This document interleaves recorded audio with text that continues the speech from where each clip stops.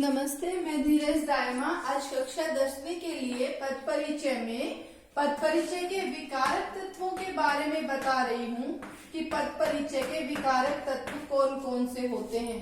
ये 3 होते हैं। इसमें आते हैं लिंग, वचन और कारक। अगर हमारे पास में लिंग और वचन के पूरे चैप्टर लेते हैं, हम बहुत पहले हम इनको पढ़ चुके हैं। लिंग क्या होता है, जो शब्द स्त्री या पुरुष जाति का बोध कराते हैं। वचन एक या अनेक व्यक्ति वस्तु के बारे में बोध कराते हैं। तो बहुत लंबा चैप्टर हो जाता है। यहाँ पर हमें केवल ध्यान रखने योग्य बात होगी क्या कि लिंग के लिए सदैव पुल्लिंग शब्द, सदैव स्त्रीलिंग शब्द हम याद कर लें कि सदैव स्त्रीलिंग कौन कौन से होते हैं। जैसे नदियों के नाम, सारी नदियों के नाम स्त्रीलिंग है। केवल ब्रह्मपुत्र नदी को छोड़कर लिपियों के नाम, सभी लिपियां देवनागरी, गुरुमुखी, रोमन लिपियां सारी स्त्रीलिंग में होती हैं। तिथियों के नाम प्रथमा, द्वितीया, तृतीया, ये तिथियों के नाम भी स्त्रीलिंग में होते हैं। सदैव पुल्लिंग शब्द सभी महीनों के नाम सारे के सारे मोस्टली और हिंदी के महीने जो हैं वो सभी पुल्लिंग में होते हैं। पर्वतों के नाम पुल्लिंग में होते हैं। महासागर, महाद्वीपों के नाम पुल्लिंग में होते हैं। तो इस तरीके से करके ये सारे बहुत बड़ा चैप्टर हो जाता है। अगर किसी बच्चे को ये याद नहीं रहते तो सबसे आसान तरीका है किसी भी शब्द के लिंग का पता करने के लिए कि उसमें लिंग कैसे हम पता कर सकते हैं। तो सबसे आसान तरीका लिंग और वचन दोनों के लिए ही क्या करेंगे, हमारे पास कोई भी अप्राणीवाचक शब्द है, अप्राणीवाचक शब्द के साथ हम इसके साथ में क्रिया या विशेषण लगाकर उसके लिंग और वचन की पहचान कर सकते हैं। लगाकर लिंग और वचन की पहचान कर सकते हैं। कैसे? हमारे पास कोई शब्द दे रखा है पुस्तक, इसके साथ में हम वचन लिंग विशेषण लगाकर देखेंगे। बड़ी पुस्तक, बड़ा पुस्तक, कौन सा शब्द सही बैठ रहा है वहां पर, तो बड़ी पुस्तक। अगर ग्रंथ शब्द है हमारे पास में तो ग्रंथ के साथ में बड़ी ग्रंथ या बड़ा ग्रंथ, तो बड़ा ग्रंथ शब्द इसके साथ सही बैठ रहा है। तो इस प्रकार से हम किसी अप्राणीवाचक शब्द का लिंग और वचन पुस्तक है या पुस्तक हैं, तो है अगर होगा तो एक वचन है और हैं क्रिया से पता चल जाएगा, तो ये जो है वो बहुवचन होगा। तो इस प्रकार से हम किसी भी शब्द के लिंग और वचन की पहचान कर सकते हैं। तीसरा इसमें पॉइंट है कारक। कारक क्या होता है? कार्य को करने वाले को कारक कहते हैं। कारक के 8 भेद होते हैं। कारक क्या होता है? वाक्य में संज्ञा या सर्वनाम का क्रिया के साथ संबंध बताने वाले शब्दों को कारक कहते हैं। संज्ञा या सर्वनाम का क्रिया के साथ संबंध बताने वाले शब्दों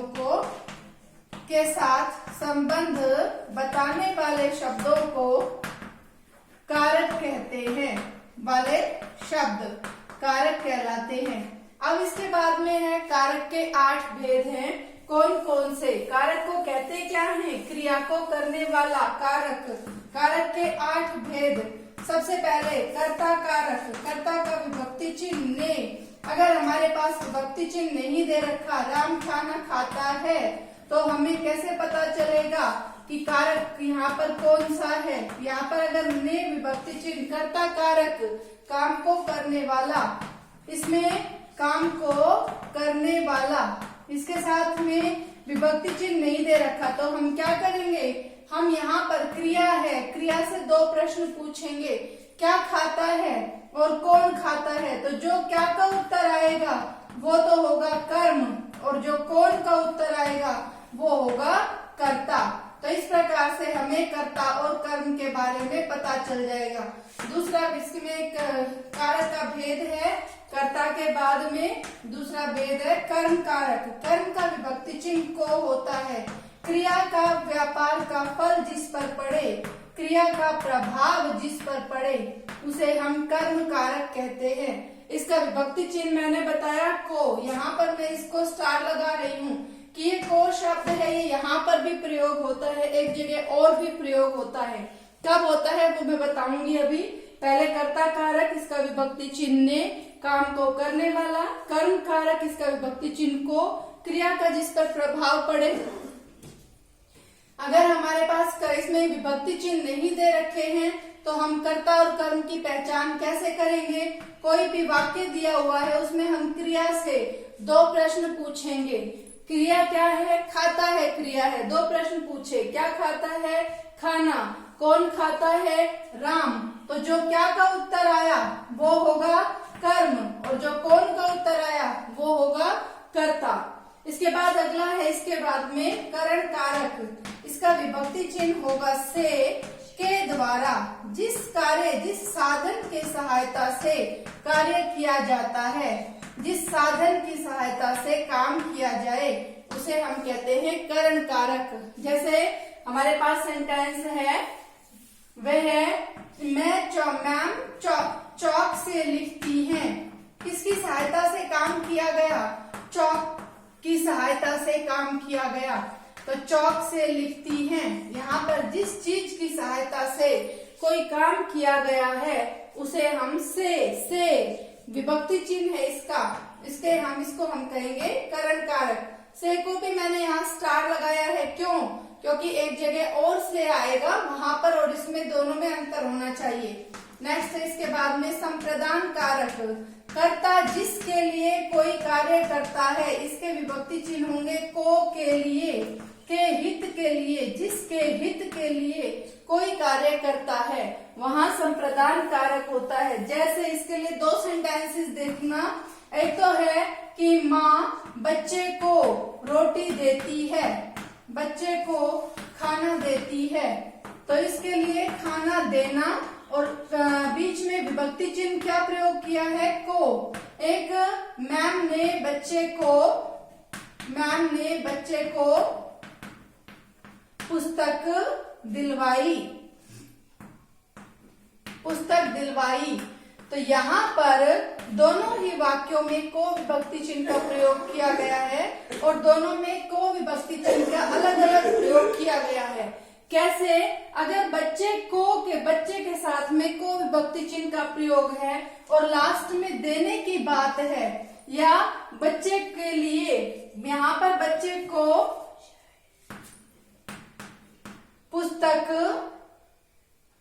बच्चे के लिए पुस्तक दिलवाई, तो दोनों ही बातों में यहाँ पर ये सेंटेंस दिलवाई के लिए, जिसके हित के लिए कोई कार्य किया जाता है उसे संप्रदान कारक कहते हैं। और यहाँ पर को विभक्ति चिन्ह के साथ अंत में जब देने की बात है तो ये भी किसी के हित के लिए कोई कार्य किया गया है, तो को विभक्ति चिन्ह संप्रदान कारक। यह भी मैंने बताया को विभक्ति चिन्ह, अगर हमारे पास में जो ये लिखा हुआ है कर्ता के साथ को, कर्म के साथ में भी को विभक्ति चिन्ह है, और संप्रदान के साथ में भी को विभक्ति चिन्ह है। दोनों में अंतर क्या होगा, जब क्रिया में कुछ देने की बात हो और को विभक्ति चिन्ह हो तो संप्रदान कारक होगा, बाकी हर जगह पर कर्म कारक होगा। उसके बाद नेक्स्ट है अपादान कारक। अपादान कारक कब होता है, इसका विभक्ति चिन्ह होगा सबसे पहले से अलग होना, जब किसी एक चीज का दूसरी चीज से अलग होने का बोध हो, ये भी से विभक्ति चिन्ह है, और यहाँ पर भी से विभक्ति चिन्ह है। दोनों में अंतर क्या है, माँ ने चाकू से सेब काटा, वह बस से स्कूल आया, तो बस से आया के द्वारा, बस के द्वारा, से के द्वारा करण कारक, और ये है बस से उतरा, तो बस से उतरने की बात है, अलग होने की बात है। से विभक्ति चिन्ह यहाँ पर भी है, लेकिन यहाँ पर अलग होने का भाव है, इसलिए ये अपादान कारक होगा। बस से आया, जिस साधन की सहायता से काम किया गया वहां पर है ये करण कारक। इसके बाद नेक्स्ट है अपादान कारक के बाद में संबंध कारक। संबंध कारक के विभक्ति चिन्ह होंगे काके की, रारे री, गागे गी। जैसे राम का भाई, तो राम का भाई, दो संज्ञा शब्दों के बीच में ये का विभक्ति चिन्ह है जो इनके बीच में संबंध बताने का काम कर रहा है। राम का भाई, इसलिए यहाँ पर ये संबंध कारक है। नेक्स्ट है इसके बाद अधिकरण कारक। इसके विभक्ति चिन्ह होंगे में और पर। जब एक चीज का दूसरी चीज के ऊपर आधार का बोध होता है, यहाँ मैम बोर्ड पर लिख रही हैं, पर के ऊपर आधार की बात है। बच्चे कक्षा में बैठे हैं तो कक्षा के अंदर पेड़ पर चिड़िया बैठी है, पर यहाँ पर अधिकरण कारक में पर, इसके विभक्ति चिन्ह होंगे। और लास्ट है इसका संबोधन कारक। इसके विभक्ति चिन्ह होते हैं हे के बाद में ये विस्मयादि बोधक चिन्ह रे, अरे। जहाँ पर पुकारने, जिन शब्दों से, जिन विभक्ति चिन्हों से किसी को पुकारने का बोध होता है, वहां पर संबोधन कारक होता है। ये हुए संज्ञा के विकारक तत्व। इसके बाद अगला जो हमारा टॉपिक होगा वो होगा सर्वनाम। वो नेक्स्ट वीडियो में देखेंगे। आज के लिए इतना ही, धन्यवाद।